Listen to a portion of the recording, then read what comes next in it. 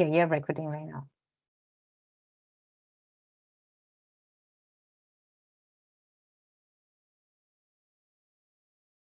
Yes, I think it's recording, correct?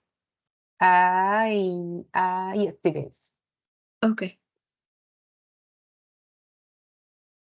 So So over to you. Roberta, would you like to? Oh, should I start? Okay, I can Okay. start. Okay, that's okay. Good morning, good afternoon, good evening, everyone.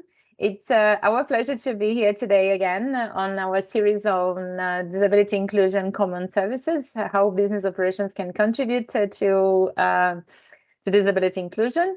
I'm Roberta Martins from the CEO New York, and our lead in this on the webinars is Heba. She will introduce herself, and she will also introduce our guest speaker of today. Over to you, Heba. Thank you so much, Roberta. Thank you, everyone, for joining us in the ninth webinar in our webinar series. My name is Heba Khalif. I'm based in Alexandria, Egypt. I'm a person with visual impairment. I have a master's degree in inclusive education from the University of Birmingham, and I started working in the disability inclusion field since 2002 and organizations in Egypt and also in international organizations. I'm very happy to be with you here today with our guest speakers. We will have Morali Padmanabhan from WFP, or Morali. I'm so sorry, Morali, for mispronouncing your name. He is a disability inclusion advisor in the bureau of in Bangkok of the WFP with a lot of experience in the field of disability inclusion. And of course, I will give him the floor to introduce himself. But also, I would like to say that we have another guest speaker today, Roberta Martins, and we're very happy to have her as well. She has a long history of working with the United Nations, and she is very enthusiastic to all the issues concerning human rights, gender, and disability inclusion. So we will also hear a little bit from her as well. So I will give the floor over to Morali to introduce himself, and then Roberta. Over to you, Morali. Thank you, Hiba. That's very kind of you. Yeah. Hi, everyone. Good afternoon, good evening, or good morning, wherever you are. For me, it's good evening. Yeah. I'm really honored to be here today. As Heba said, I'm the Regional Disability Inclusion Advisor for the Regional Bureau Bangkok of UNWFP, the World Food Program, based in Bangkok. Um, yeah, I've been in the field of disability and inclusion for almost 30 years now, and I'm happy that the UN has been doing a lot around the inclusion, not necessarily restricted or limited to program, but beyond that, inclusion as an organizational culture. That way, I'm proud to be part of this whole UN family and happy to be here with you guys, through this event. Thank you.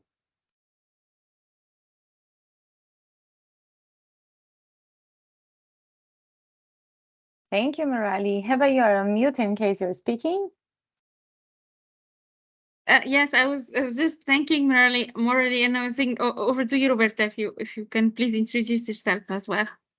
Sure, sure. So, as I explained at the very beginning, I'm Roberta Martins. I work for the CEO New York headquarters.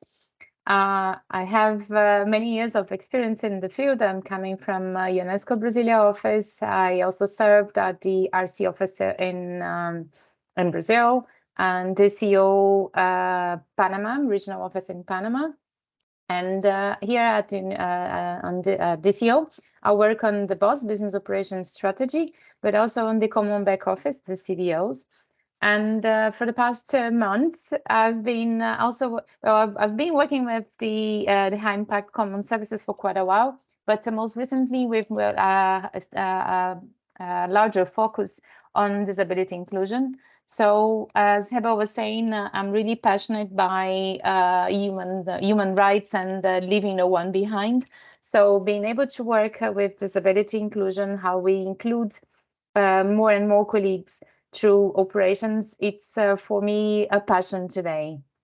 So thank you, Heba. Thank you so much, Roberta. So, a little bit of the housekeeping announcements. Please note that this meeting is being recorded and transcribed, and after the end of the webinar series, we will be sharing all links to all the recordings and the presentations with all the attendees. So this is a very special kind of webinar. We wish to create an open space for attendees and speakers to exchange ideas and insights about disability inclusion. Not only about disability inclusion, but also about us as human beings, because we will focus and concentrate on how we can create human-centered stories, and not only about us as persons with disabilities, but about everyone. So we will start by our presentation today, and we will start by the check-in exercise. I would like the attendees to just, if you would like to describe yourself in 2 sentences, what will you say? Or 1 sentence. Let's keep it short, if that's going to be easier. So try to describe yourself in a few words. Like, so for me, if I want to describe myself, um, I will start with myself. I am a person with visual impairment, and I'd like to say that because this has greatly shaped my identity and shaped me. I'm a very emotional person and passionate and heart driven. I do everything with my heart, and I put my heart in anything I do. That's it. So I'd like you as well to start by describing yourself I in a few just words. turned on, I have just enabled the microphone so colleagues can unmute themselves if they want to describe themselves.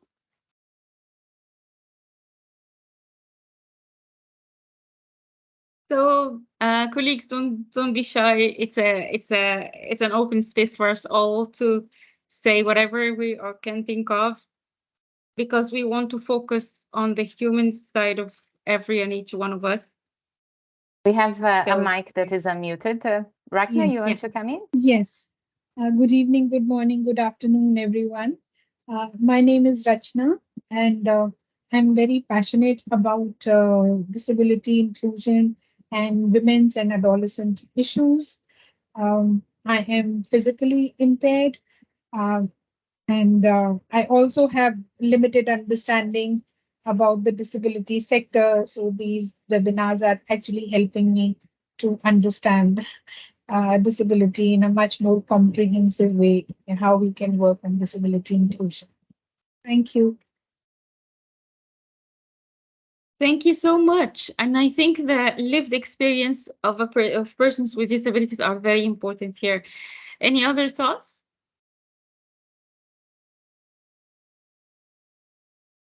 All right, so we will start with our speakers. Morally, if you want to describe yourself in a few words, what would you say?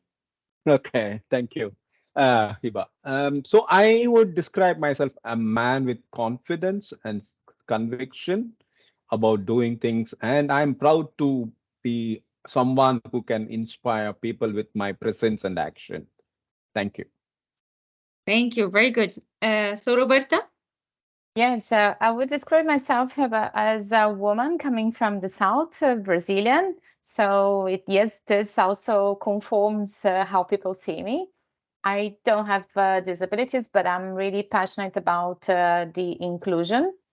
And as both of you said, I'm also a passionate person. So I put my heart on everything I do. And in fact, I cannot do something that I'm not so passionate about. Thank you. Thank you very much. So as you can see, we have now all of us, 4 participants who participated now. Every one of us comes with a special, unique identity ingredients. Your geographical location, your culture, your gender, your education, everything just contributes to the way you are shaped. So it's very important when we are creating stories about persons with disabilities is to include all these aspects when we are creating those stories, and make persons with disabilities follow or sit in the driver's seat and take the lead in this. So we are going to go with our slides. So we will talk about the human-centered design. How did the human-centered design emerge? The human-centered design first emerged in the corporate field. Businesses started realizing how when they focus on the person when designing any product or service, or the level of satisfaction is greatly improved, and the business witnessed a lot of growth resulting from adopting a human-centered approach. So also people in the social sector, people working in the healthcare, government sectors, and development organizations also have witnessed a lot of development in their and a lot of improvement in their service delivery, because they focus more on the human side of things. It's no longer a one-size-fits-all approach, but it's an individualized approach for each and every one of us. So if we want to create a human designed story, the storytelling is a very important part when we are designing something or a product or a service. All right, so there are a number of phases relating to the human design centered approach. First, we have to start with the doing a journey map to the person in question or the persons in question. No, first we have to start with the visualization process, but creating personas and so on. But we have to be very careful when we want to create a persona about persons with disabilities, because persons with disabilities are a diverse group. We cannot take one a persona and say, this represents persons with disabilities, because they are as unique as each and every one of us. So we have to be careful when we're representing persons with disabilities to take into consideration the diversity and the intersectionality factors involved. Then we start doing a journey mapping, start doing drawing the journey in which the person that we want to focus on takes in order to use this service or this product. And so when we're trying to bring this a little into context, when we want to create a human-centered story, we have to focus on the person's journey, since this person actually started to be aware of everything around them till the point in time in which the story is being created, because this journey affects the whole being of this person. Also, we have to start examining and questioning our own mental model, because we tend to design or in our minds a mental model of the person or persons we are speaking with. Like, for instance, people might think that when we're talking about accessibility, physical accessibility, yes, we have to install ramps, we have to prepare accessible toilets, and that's it. But a physical accessibility is a lot more than that. Also, so when we are focusing on the person, and we are we're challenging our own mental model, and we're listening more than we tend to listen more, this will broaden our scope, and this will make us create more human-centered stories. And then we do our mind map and our brainstorming exercises in consultations with the persons we are trying to create the stories for. Let them take the lead, as I said, and let them help us draw the outline of these stories using brainstorming sessions. And after that, we start by testing, prototyping and testing our theories that we have come up with. And if these theories were correct, and if the stories we designed are inclusive, so we can replicate this exercise to other settings. So that's in brief what the design thinking actually revolves around. And as I said in the next slide, as I said, the storytelling is a very important phase in this human design approach. So now we might not have the time to go through all the slides of our presentation because I want to advocate more time for our speakers. But first, we will see an example of a human-centered story video that we will see together. And then after we see the video, we will start by saying how can we develop such stories to lead culture and organizational change. So Roberta, can we please play the video? Sure, Heba. In a second, it will be there. Okay. Opens with footage of WFP disability inclusion initiatives, including sign language training for Rohingya refugees in Bangladesh. Based on my experience, disability inclusion is possible. It's a matter of leadership, collaboration, building our own capacity, and engaging with the people. Murali Padmanabhan, WFP's Regional Disability Inclusion Advisor, is shown smiling in a courtyard. My name is Murali Padmanabhan, and I'm the Regional Disability Inclusion Advisor, currently working with the World Food Programme Regional Bureau in Bangkok. Murali sits at a desk in his hotel room working on his laptop. My disability is visual impairment. I'm a completely blind person. I acquired this condition when I was 22. Murali demonstrates the accessibility features on his smartphone.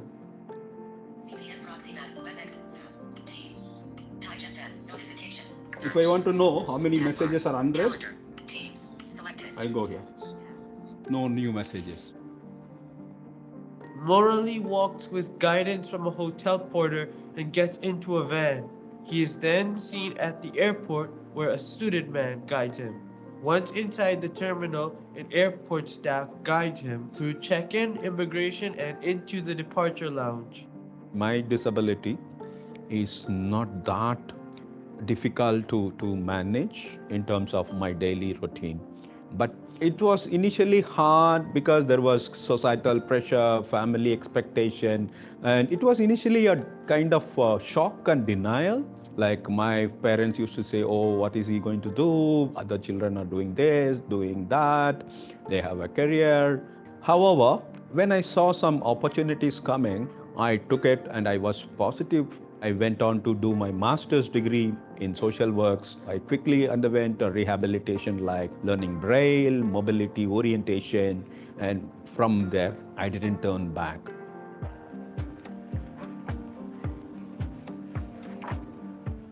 A woman guides Murali through the WFP office in Kathmandu, Nepal. He meets with Robert Kaska, country director of WFP Nepal, and they have a discussion. This is followed by photos of persons with disability receiving food and other forms of humanitarian aid from WFP. My job entails basically advising the regional bureau and country offices to train people, build their capacity, raise their awareness in integrating disability in WFP, where we really want to mainstream disability as a mandate, both internally and externally, trying to include or promote inclusion when we intervene in the humanitarian response program. A car passes by the WFP office in Kathmandu. This is followed by footage of staff training on disability inclusion. In terms of WFP's work, we have a fantastic leadership, sensitive and a very responsive team who want to really embrace inclusion as an organizational culture. A woman guides Murali through the car park of the WFP office in Kathmandu. This is followed by photos of accessibility features in WFP offices, including tactile flooring and a woman at a wheelchair accessible desk. For instance, in Nepal, they are planning to move the office. So we ensure that the new office will have good amount of accessibility. We try to make it universal, not only for people with a disability, it should be for all. When you design something, It should be for everybody. Morally is giving a talk to field staff. Also, we are going to the field offices where we really want to strengthen the capacity of field staff in terms of what, why, and how we can promote disability inclusion within our context. Disability is not the impairments of individuals, it is the barriers. Morally takes a guided tour of Nepali temples and is seen touching stone and wooden sculptures and structures. Go with the open mind. Try to understand and get to know more about the good practices. Seek the collaboration. Engage with the people and ensure their active participation. And look at persons with a disability as a contributing factor rather than a mere beneficiary. Morally talks to WFP staff and the room gives a round of applause as Morally smiles. I'm proud to work with the WFP. I'm able to inspire people with my work, with my action, with my presence. That's the proud moment for me.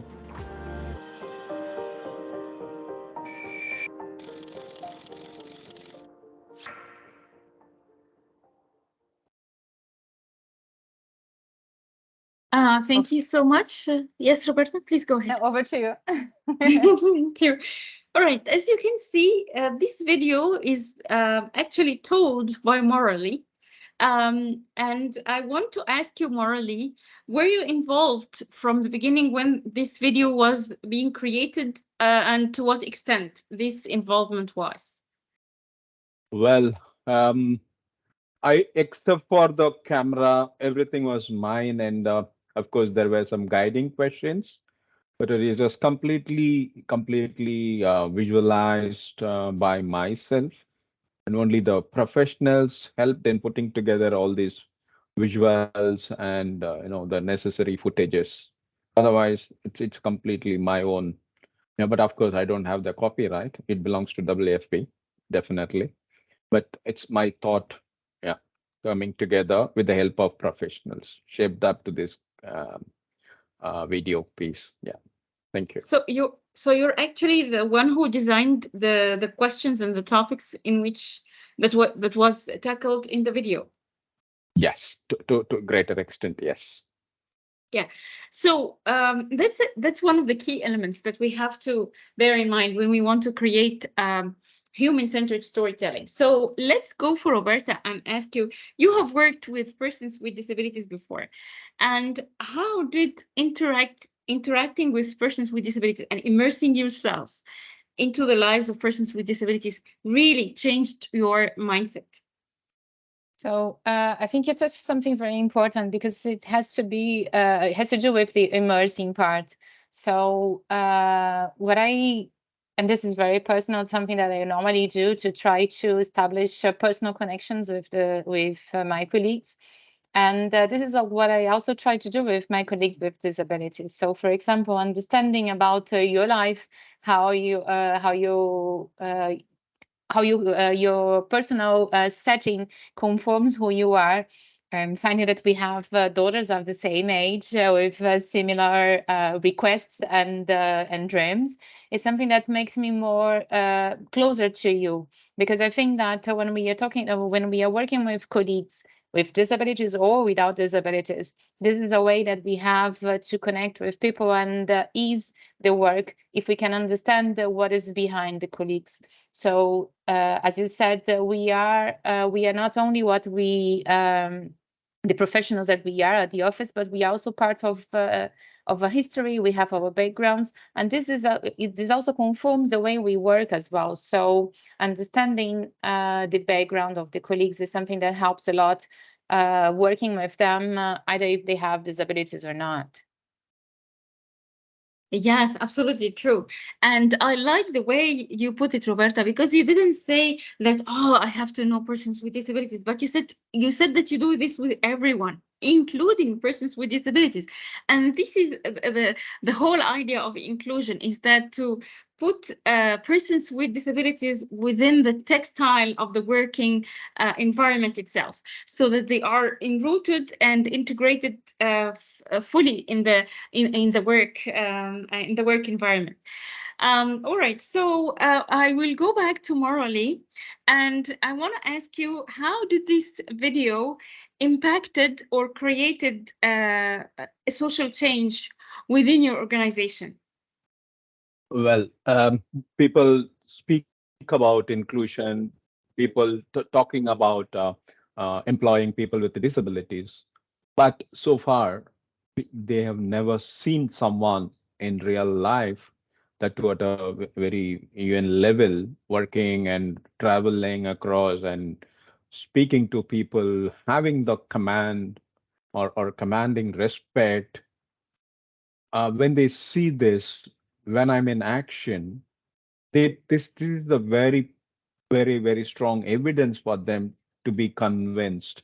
So definitely it has created lots of impacts, reflections, and I would tell you, we started uh, talking about inclusion in few countries today. As a result of these kind of examples, everyone is keen to roll out disability inclusion in their program, in their organization. And even I'm finding it sometimes difficult to get my schedule, giving them the time to travel. So I know maybe perhaps 20 22 days a month I'm requested for country level supports, meaning I have to travel. Mm. That's the kind of interest this kind of stories created among colleagues. Thank you. Thank you. So this story increased your level of involvement within the countries and enabled you and provided you with room to do a lot of more social impact. And this is very important when we are using human-centered story to create social change, because this really transforms the social ideas from being numbers to being human. To humanize them. So when we are trying to to achieve and realize the SDG goals, for instance, or the on this check the on this indicators, we have to be thinking of the humans that are going to benefit from all these goals we're trying to realize. So I'll go back to you, Roberta, and ask you, in your opinion, what challenges you think that persons with disabilities face in the workplaces that human-centered stories um, could help overcome? Yes, so what I see today, Heather, is that although we are advancing a lot in disability inclusion, especially at the UN level, sometimes people are still afraid of making something wrong, of addressing a person with disability in the wrong way. And I think that one of the challenges that we have today is that we want to anticipate everything on behalf of the colleagues. So we don't ask the colleagues what is the support that they need, but we just offer the support before they ask for. So I think that one of the challenges that some colleagues may face today is that in order not to, because we are afraid of dealing with colleagues with disabilities, sometimes we don't give the feedback that they need.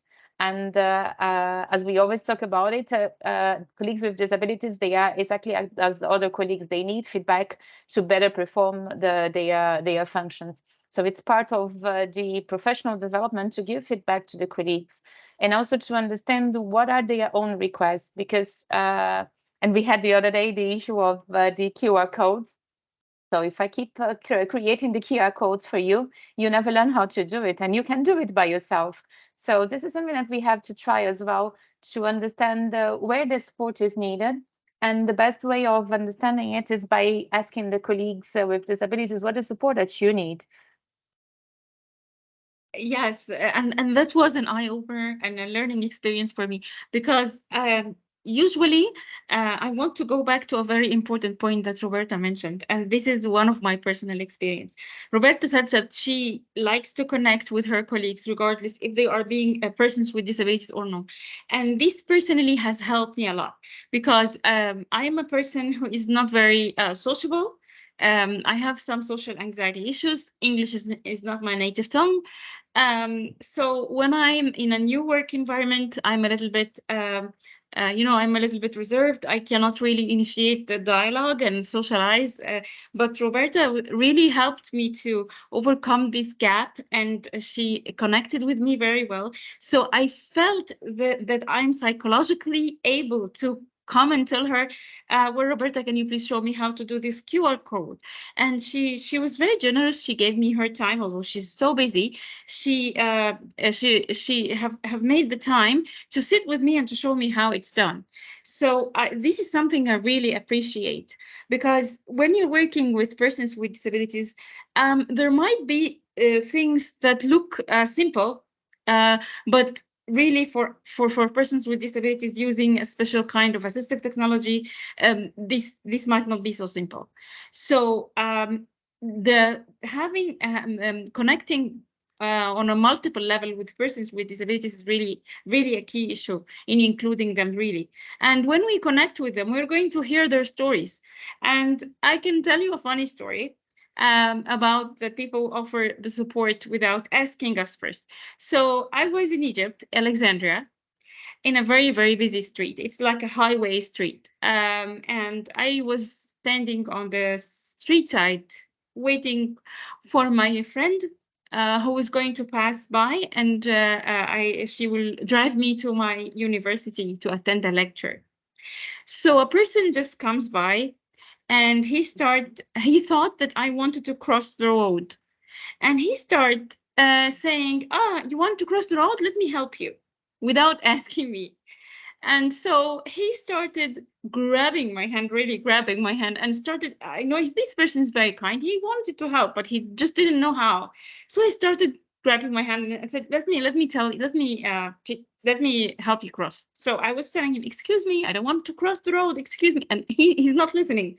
He's actually helping me to cross the road. And when we spent 5 minutes trying to cross this busy road, because it has a lot of lanes, then I was waiting on the wrong side of the street, waiting for another person to come, in order to ask him to help me to cross the road on the right side of the street. So, and then after this experience, I just went to Facebook and I made a video about the importance of people asking first before offering help, because I really appreciated the person's enthusiasm and commitment to trying to help. But really, that that presented a little bit of a challenge. So, speaking about technology, let me go back to morally. How do you think that technology and artificial intelligence helped to include persons with disabilities in the workplace? Well, it's a very timely question. In fact, it is. It is because with the advancement of technology, we could do a lot. We just get the support, and we are not substituted, I would tell you. So in many things, we are independent. We are able to do things on our own. We don't depend on someone, try even to simply read something written on the piece of paper. Even today, you have the artificial intelligence. You take a picture, it converts that text into speech. So that way, even something what was called not possible for a person with a disability to perform, today we are able to do extraordinarily well.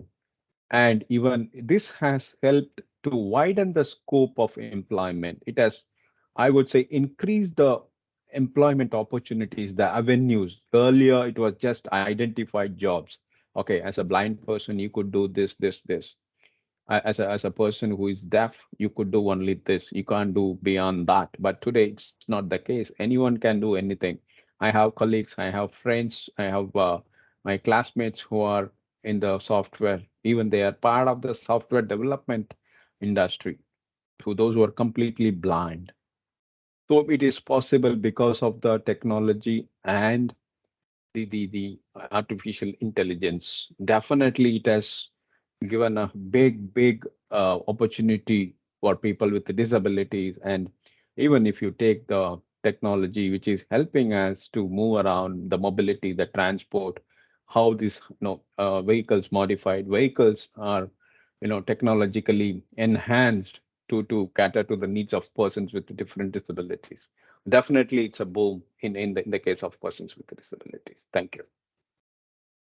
Thank you. Yes, Heba, because before yes, we Roberta. move, there is an interesting comment here on the chat from Wendy. To help persons with disability, first we should have to ask them whether they need support or not. Sorry, sorry, Roberta, I didn't hear. Could you No, please repeat? it was a comment saying that to help persons with disability, first we should have to ask them whether need support or not. Absolutely. Yes, yeah, exactly, Wendy, exactly. And this is the message behind the story that I said, because if this person would have asked me first, we wouldn't have gone to this situation. So, all right. So let me go back to Roberta. And as an enthusiast and a passionate person about leaving no one behind, what is the thing that you really would are are used to do, and it becomes a habit for you as a person, in order to ensure that everyone you're working with is included? Do you ask them questions? Do you take time to observe what they do? What do you do? So I normally observe a lot people, and this is something that I normally do to see if the faces are showing me that the person is understanding what I'm saying, what I'm doing, and when I'm sharing a document. So I normally do this kind of checkup to see if I'm being understood on what I'm saying. I deliver a lot of training, so sometimes when you see the faces of the people, you can see that the person is not 100% engaged and participating. And especially dealing now with colleagues with disability, something that I normally do is when I share a document, when we work together in a document, I normally, well, I do myself the automatic accessibility checking, but I also try to ask them if the document is really accessible. Because I found out the other day and working with you that sometimes, even if the accessibility checking says to me that everything is okay, the fact that I used a different font doesn't allow you to understand that this was a title and not a body of the presentation. So the best way to do this is really to ask people about double check if your message reached the person the way you were expecting to. Yes, thank you, Roberta. Asking is very important when you ask the person about the form of the support they need, and you observe the person's action.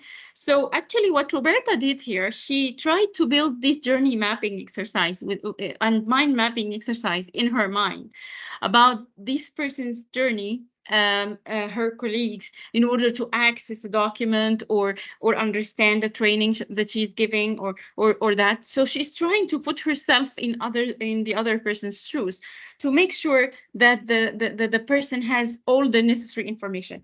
So I just wanted to tell you that if you go to your websites and your social media posts and platforms, and try to search for a human-centered story that is made by a person with a disability, you will find them very little compared to stories that are created and developed by persons not living with a disability. And this is very striking, because we have to give more room for persons with disabilities to create their own stories. And this brings us to persons with intellectual disabilities, because they are one of the underrepresented groups among persons with disabilities. So I'll go back to Roberta again and ask you, do you think what are the challenges that persons with intellectual disabilities face, and how can hearing their stories do an impact in order to include them in our work system?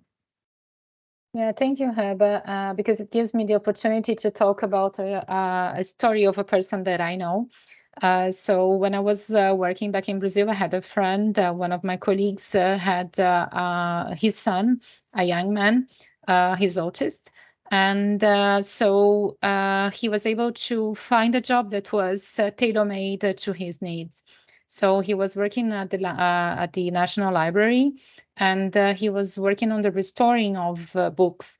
So he was able to use the best of his capacities. So he was working in a quiet environment. He was working with not much of social interaction, and his good ability to pay attention to details. So this is what I think it's important for us when we are trying to include colleagues with intellectual disabilities in the workspace, really to make sure that the work is tailor-made to their needs. And the same happens to any of us, because of course we have different abilities, we have different skills. So we need to make sure that the work is it's tailor-made to the needs of to the abilities, not needs, but to the abilities of each of the colleagues. And being able to be part of the work, the workspace, the workplace is something that is really important for everyone, and especially for people with disabilities, because it gives you, it gives to those colleagues a level of independence that it's important for other aspects of their lives as well. Over to you. Thank you so much, Roberta. Thank you. So this insightful story shows that the working is not just a job that we do. It's a self-realization. It's a sense of independence. It's a sense of equality and equity. It makes us feel that we exercise the same rights as everybody else in living and having an independent lives. So I'll go back to Morally and ask you, as a role model and an inspiration figure to persons, a lot of people, what do you advise colleagues with disabilities in order to make their stories heard? Well, it's not that you seek sympathy. Don't seek any favor. It's it's mainly your passion, your ability, rather than the disability, right? So that is very key. Of course, we all have challenges. We are not in isolation. We have some common challenges. Don't feel that you are the only one suffering in this world. You are the only one who has the difficulty, every difficulty in life. Let's not think that way. Let's speak out. Let's share. Let's be open. Let's come forward to share what I want. Ask rather than expecting someone to give it to you. And be proactive. It is not that somebody is going to come and knock at your door. No. When you have the expectation, you are also equally responsible to ask for it. So these are very critical. And then you become a bit of a person who can also inspire others. So you need to be proactive. You need to have the initiative. You should have the drive and the passion, and you should have a goal in life. It's not just the fulfilling the basic needs. We should have the aspiration. Set a goal for that. And of course there are barriers. It's not that we don't have the capacity. Everyone has the capacity. The potential has to be explored, but there are some stumbling blocks. We need to remove that rather than blaming our impairment, because it's not the impairment of the individual, but the barriers in the environment, in the institutions, and in the society. So we need to break that. We need to challenge that rather than cursing ourselves for our impairments, which is nothing but a condition, human diversity.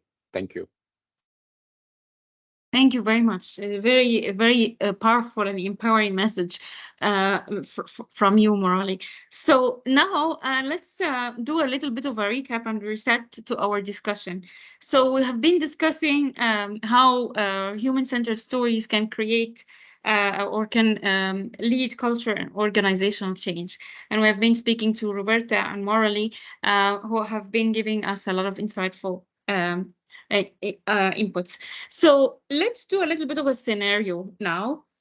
to the audience. If you were to create a story or a human-centered story about persons with disabilities, what are you going to do? What questions are you going to ask? What steps are you going to do in order to create this story?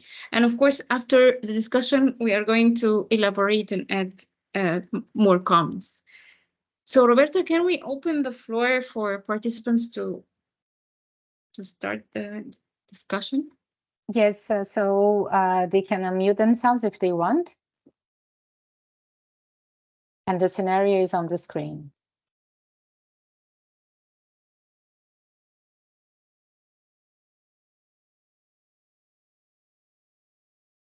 Any volunteers? Come on, don't be shy.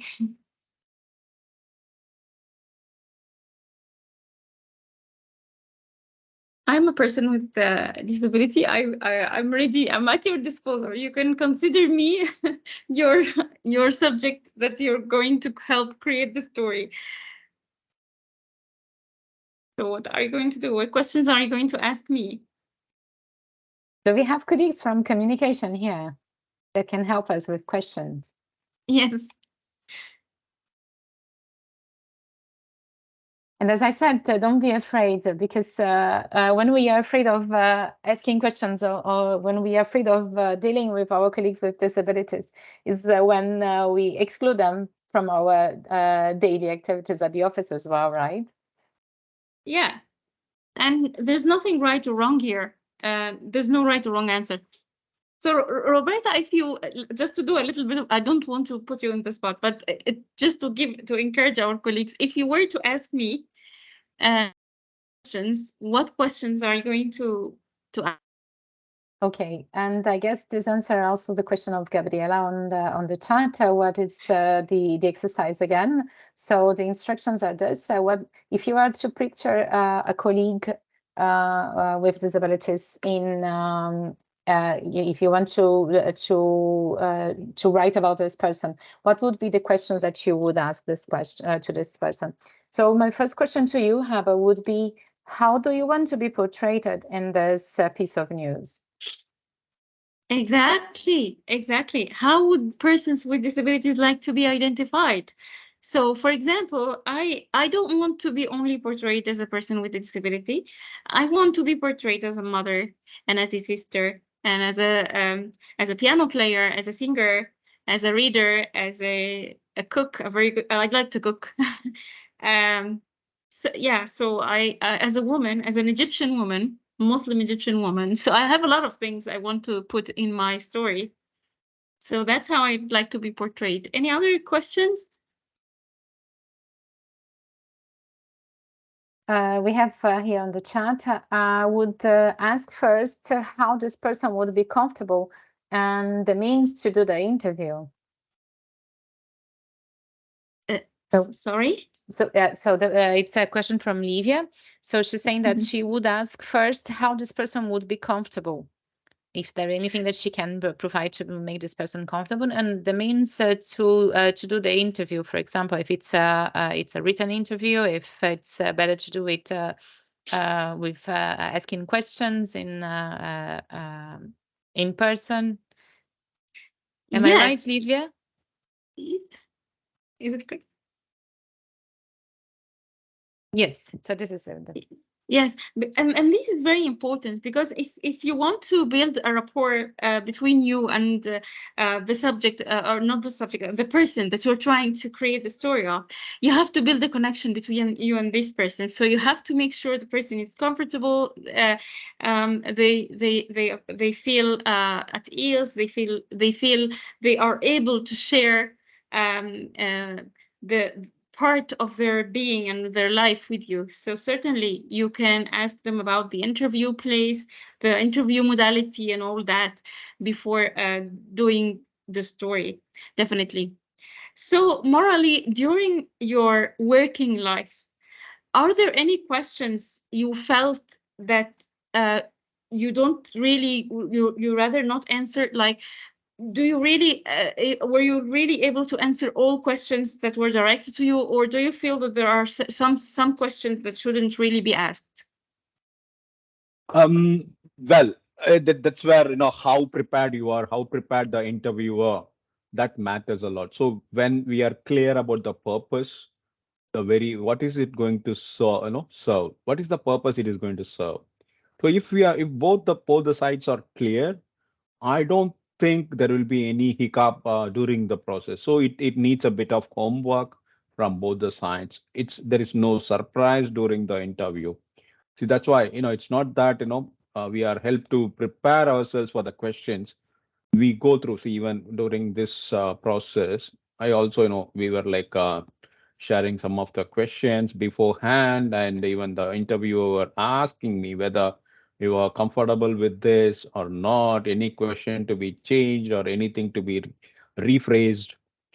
So it gives you the confidence. So it's a matter of building the confidence with the interviewer. Otherwise, if you are not aware, if it is going to be a kind of evaluation or an examination where the question paper will be given the time of you know testing your knowledge or whatever, it shouldn't be the case. It should be a kind of level playing ground, and it should be a non-threatening environment. Even if you want to say no, I don't want to answer this, there should be room for that flexibility. Nobody can force you to answer every question.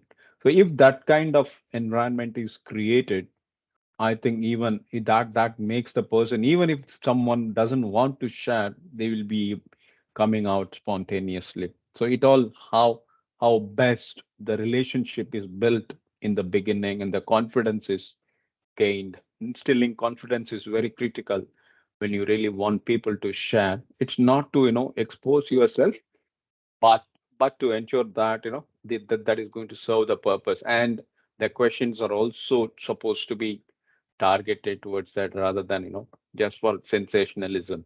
Thank you. Thank you so much.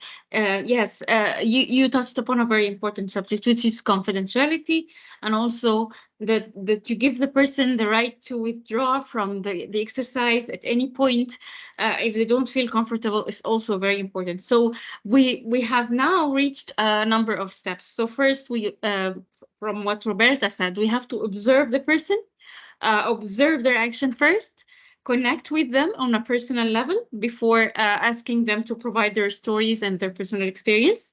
Um, Also asking, selecting a comfortable place for doing the interview, asking about the interview modality, and sharing them with the questions in advance, because that's what Morali also said.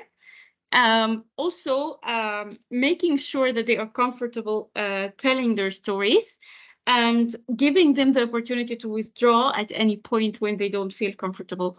And I would like to say something here. And we have to also to take into consideration the cultural aspect of the story, where the story will be published, who the target audience are, and all these aspects. Because for me, as a person with a disability personally, living in Egypt, I'm also a single mother, and I don't shy from telling this to each and every one, and which is part of my story. Why? Because I know how Egyptian women might feel a little bit shy from telling that they are single, divorced or single moms, or so, especially if these women have a disability. But I wanted to be able to give those women the confidence and the empowerment that this is not something to be ashamed of. This is perfectly fine, and they have to confront this issue in order to help societies to change the perception about them. So I like to share this, and I don't see this as an exposure, but I see it as an empowerment message that I'd like to give to my fellow women with disabilities who share the same experience. So each person is unique. So when you're creating the story, as Morally said, be sure that the things that the person is sharing are he's okay or she's okay sharing this kind of thing. All right. So any questions from the group to our panelists? Please feel free to raise your hands and or to unmute yourself if you want to make any questions.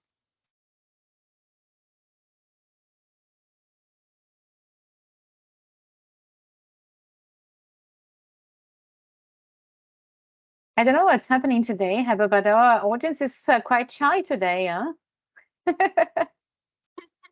So we really would like you to participate because we wanted to create a little bit of an open space. So okay, so let's try a small exercise here. Um, I would like us to tell you what is the most memorable thing you want people to remember you with? Can you S- write this instead? Yes? we do have a question, Heba. Can we do the question before you go to the exercise? Sure. Okay, then we have here a comment from Blanca. And just saying, when interacting with a person with disability, I would ask the person to describe one day of his or her life in order to understand them and gain empathy, because sometimes we can't even imagine the challenges they face. Yes, this is very important. When you are asking the person about their journey and daily life, this is important because persons with disabilities, as I always say, they are very good at masking. There are some of them, let's not generalize, but some of them are. Actually, I am. Um, so we sometimes some people are very good at masking. They would appear as if nothing is wrong, they are okay, everything is cool, but deep down they are anxious, they have their self-doubts, they feel that they are not doing as they should be, and all that. So always make the person talk to you about their challenges and describe one day of their life. Perhaps this can make you get a glimpse of how life is it for them, and this will also help you to look at life from their own eyes. So this is important because some people would look at persons with disabilities lives from from their own life as persons who are not living with a disability, and this is not very accurate representation. It's as if you're looking at a person from a camera lens. You're just seeing a very small part of the person's life. You're not seeing the whole life of the person. We have So two yeah. additional comments here. Yeah. One is one colleague leaving, and that's okay. But we also have some possible questions here that Gabriela was sharing with us. So she's sharing some questions here. So, for example, can you tell us a little bit about your story? How did you grew up with your disability? Was it very difficult as a child or teenager to adapt to society? And have you experienced discrimination? How do you deal with discrimination? So those are some suggested questions from Gabriela. Thank you so much, Gabriella. Thank you. Yes, you would certainly need to ask the person how did they grow up. But if I were you, I would keep it general. I would ask the person how did you grow up, and not mention disability in the equation, because this will let the person talk freely without focusing on the disability. And this is the main idea of creating human-centered story. Yes, we want to mention the disability and the challenges, but it will be mentioned anyway as part of the story. And I would like to take Morley's opinion about that. What do you think, Morley? Should we Uh, mention? Yes. um, no, it depends. It depends whether there is a need. Could be, it's a matter of how we phrase the question. um, Maybe what are the challenges you had, any specific challenge, rather than pinpointing the disability. Oh, as a disabled person, do you have any of course everyone has a challenge. It is not necessary that a person with a disability will have challenges. Again, it's a kind of presumption and a preconceived notion. There are persons with a disability who never had any difficulty because they were all from a privileged environment. So that way, you can ask general questions. They might come out with, okay, specific to my condition, these are the things I encountered in addition to, the other thing. Because we are not some strangers here. We are not from another planet. We have the same sort of challenges, difficulties. Poverty is omnipresent. It doesn't spare a person with a disability. Any disaster, it's not going to leave a person with a disability. So every common challenge is going to be applicable for anyone, regardless of caste, creed, sex, gender, whatever. So that way, the way you ask the question, If you want a specific answer, maybe that needs to be phrased in such a way so that we make it very sensitive, and it doesn't make any sort of hurt feeling to the person. Yes, thank you, Morally. Yes, I know personally, I know a person with visual impairment who was very privileged, and she lived in a house with three people to as personal assistants for her only. So you can imagine. All right. So, Roberta, what do you Heba. think? Yes. Yes. So no, I may move to something which is similar, but is not the same question. Sure. Because we have a comment here from Melissa, and just saying that she sometimes feel anxious about speaking out when someone is discriminating against people with disabilities or any other point of difference, because I feel like I shouldn't speak for them. Do you have any insights on how to intervene in these situations without taking the person's agency to advocate for themselves? And maybe I can start on that, Heba, because this is a Yes, very please. interesting situation, because Melissa, I have to say that I have the same feeling of taking the lead sometimes and overwrite the orders. But this is something interesting because, of course, we should, again, observe. Because if the person is feeling uncomfortable because she or he is being discriminated and is taking the lead, you can be a supporter, you can be an ally, and back up this person in advocating for herself or himself. But sometimes, as Heba was saying, the person wouldn't feel comfortable to identify and speak up that she or he has been discriminated because of the disability. So again, I guess it's a matter of observing. There is no right and wrong here.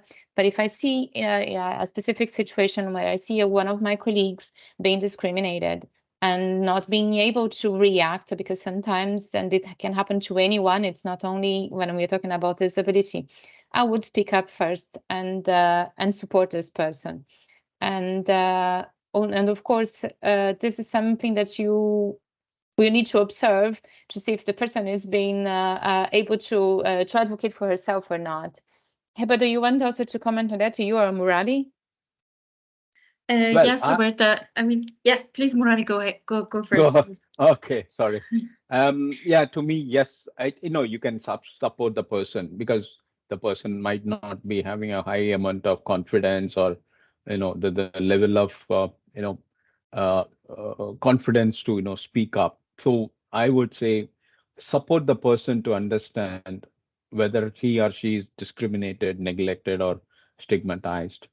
So sometimes, even in the case of women, there are unreported cases of violence, because people feel, oh, it's going to bring shame to my family.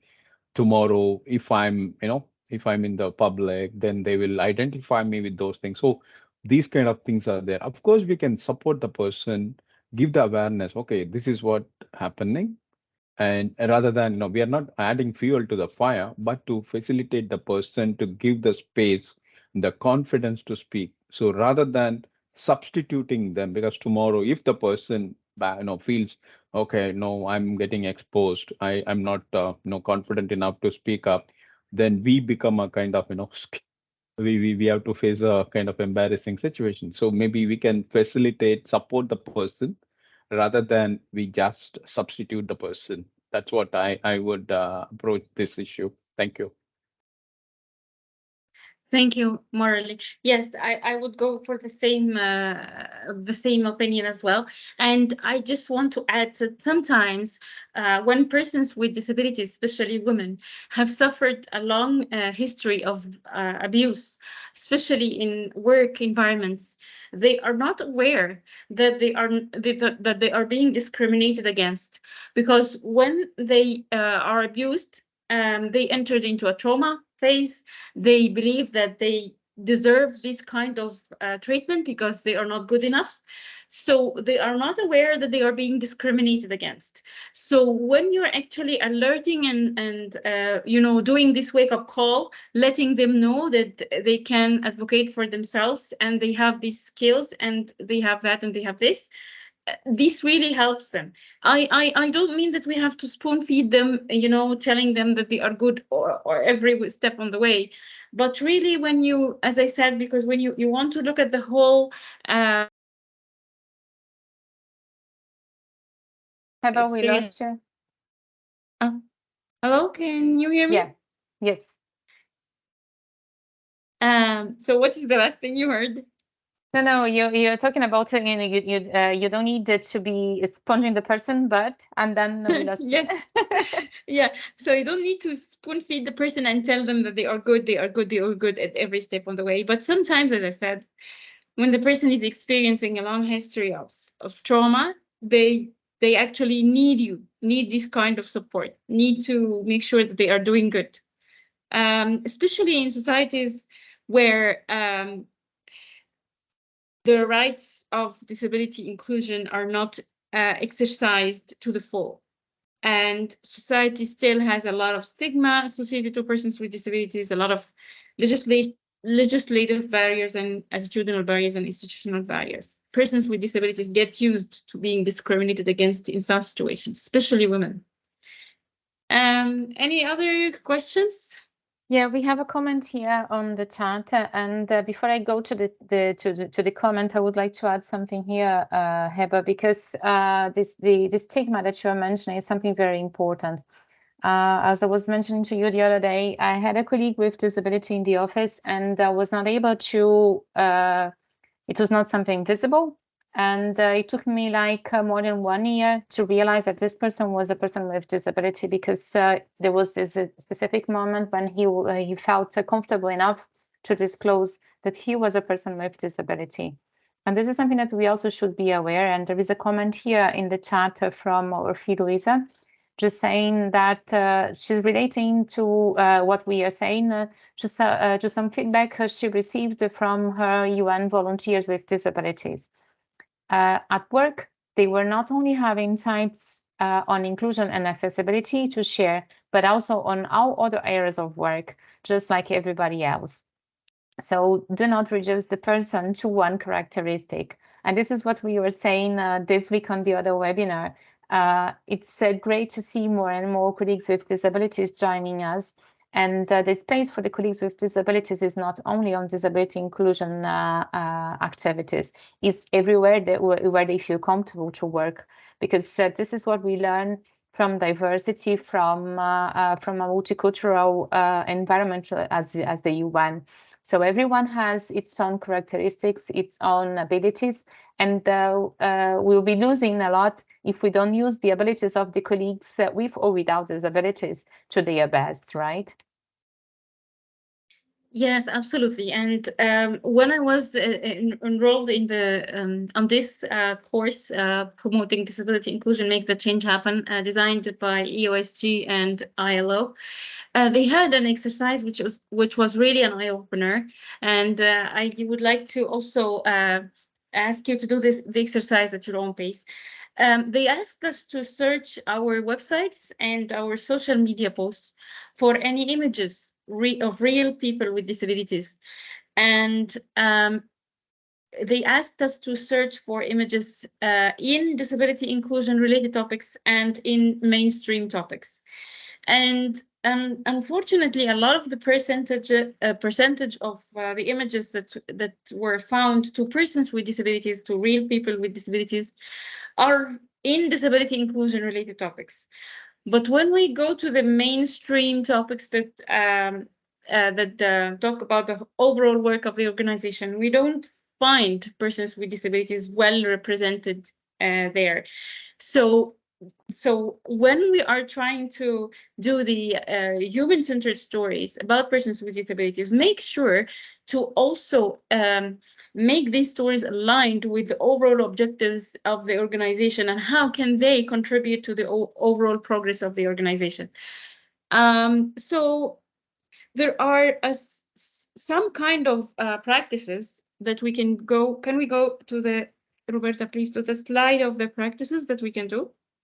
Yes, sure. Give me a second.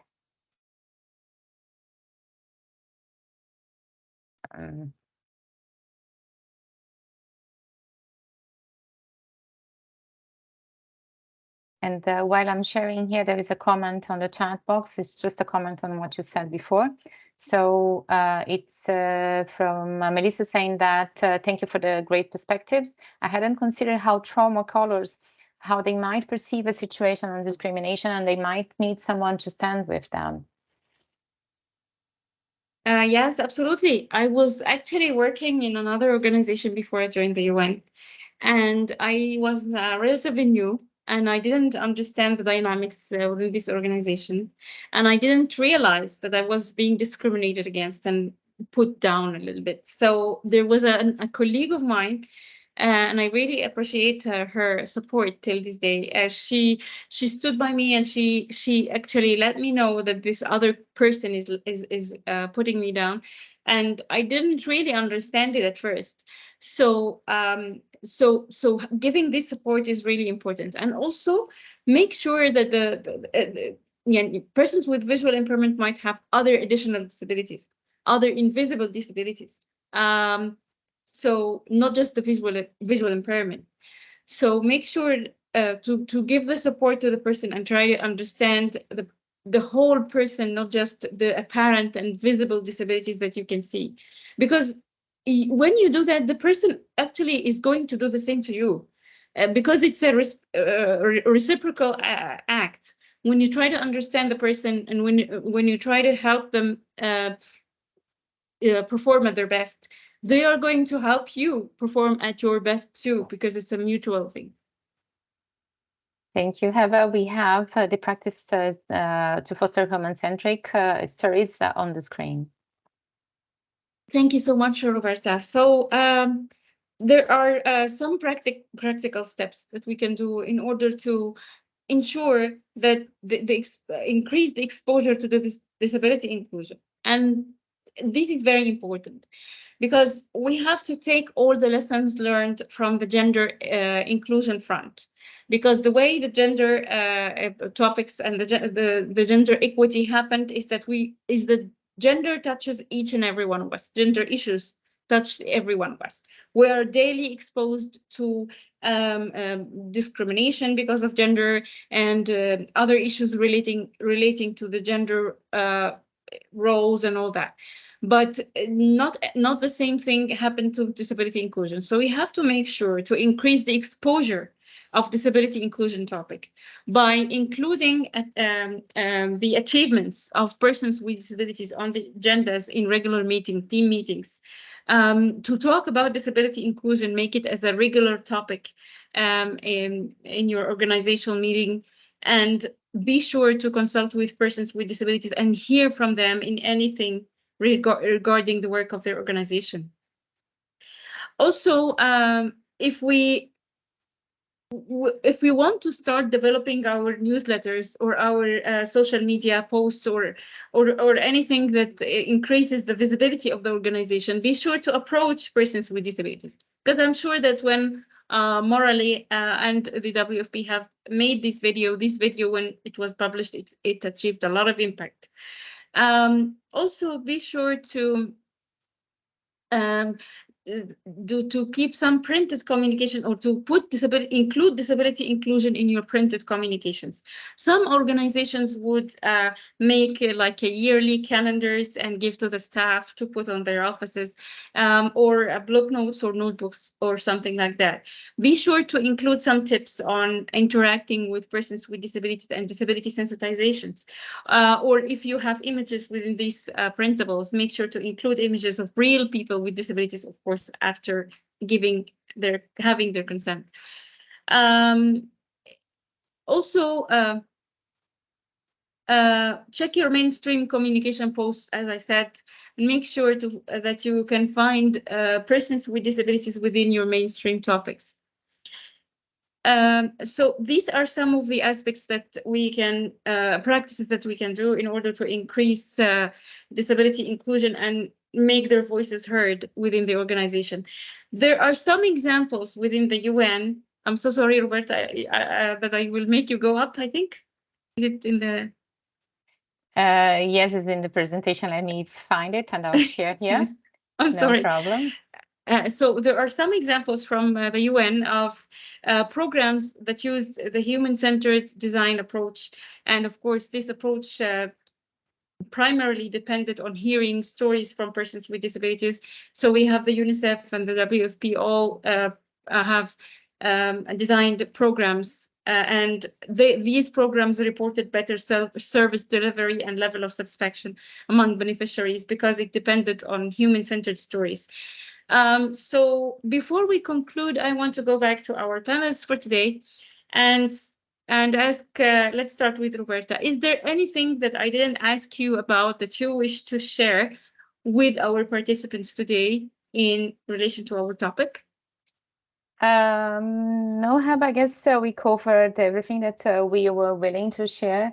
And yeah, I guess the takeaway from today is that everyone that has lots to contribute.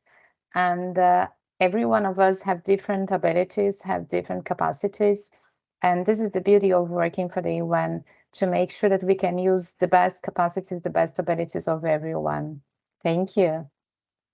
Thank you so much. Absolutely true and very well said. Morally, would you like to add anything? Not really, because as you rightly said, and what is conveyed clearly is that let's go with an open mind. Let's not have a preconceived notion. Let's not assume things, because it's not a general. Let's not generalize. Everyone is unique, and disability and the persons with the disability, they don't belong to a homogeneous group. Each one has his or her own, specific reasonable accommodation needs. So ask people and don't approach disability from a impairment perspective, rather look at things from a barrier perspective, not as an individual without disability, but also as an individual with disability. I would rather insist this, you know, so look at the barriers rather than one's impairment. That is very critical. That makes a lot of difference in life. So these are the main things. And again, we need to have empowerment and mainstreaming going together to make a meaningful inclusion. Otherwise, we'll be doing things in isolation. Thank you. Thank you so much, Morally. And when you're looking at the barriers, and as Morally said, uh, uh, please you consider looking at the barriers not only because in relation to the impairment, but the barriers for this person as a human being, that these barriers prevent them from being included in the organization, because these barriers might not be related to their impairments at all. I just want to share a final thing, and that I can't stress enough the importance of observing persons with disabilities, as Roberta said.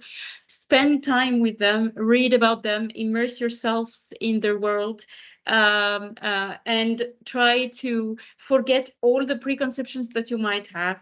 And when you see someone with an impairment, that doesn't mean that you know the needs of all persons with the same impairment. I'm a person with visual impairment. Morally is a person with visual impairment, but both of us might have a totally different set of supporting requirements. When I was doing my master's, my master's dissertation, I wanted to create or to use the life story as a main research method.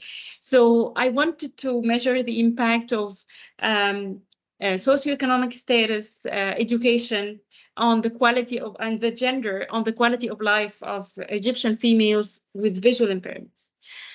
So when I was trying to select the persons who are willing to participate in my story, I selected people that I previously had interactions with.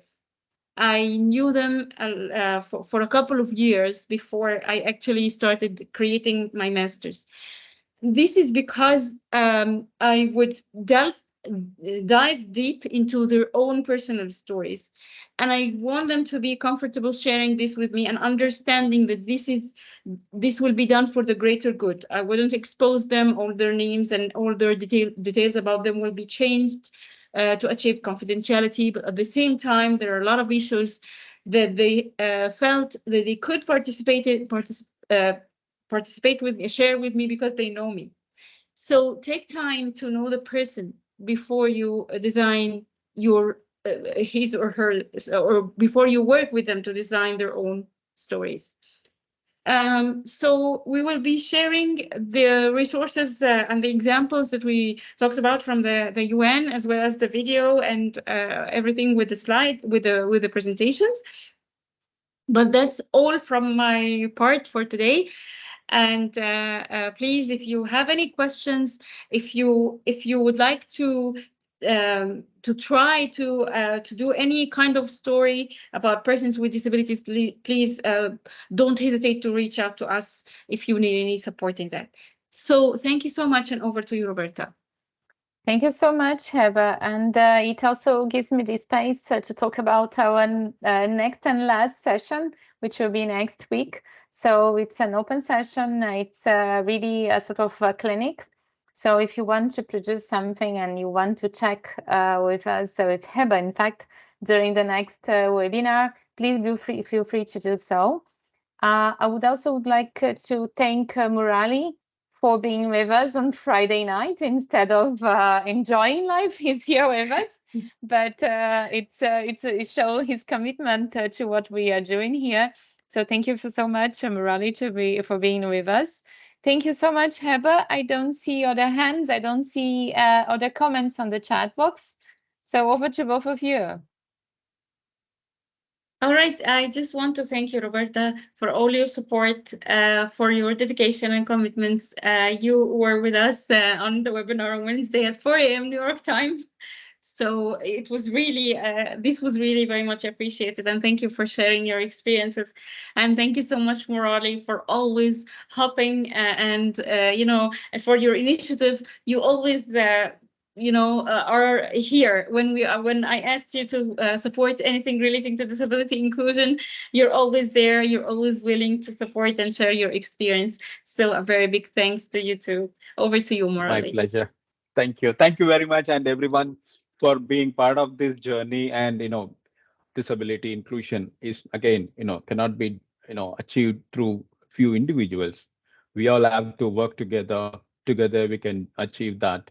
And it's not that only persons with disabilities should be advocating for that, but everyone has that in our mind, and we all walk together. That's where we really celebrate diversity. Thank you. Thank you. And we have thank you notes here on the chat as well, Heba and Murali. So looks like we did a nice job together. Huh? Yes. Yes, I enjoyed it very much being with you both. And of course with our audience. So thank you so much, colleagues. Have a wonderful weekend whenever you arrive to it. And I hope to see you soon on our next webinar. And as we did before, we are going to share the recording and the presentation as well for your future reference. Thank you so much. Thank you. Thank you. Bye-bye.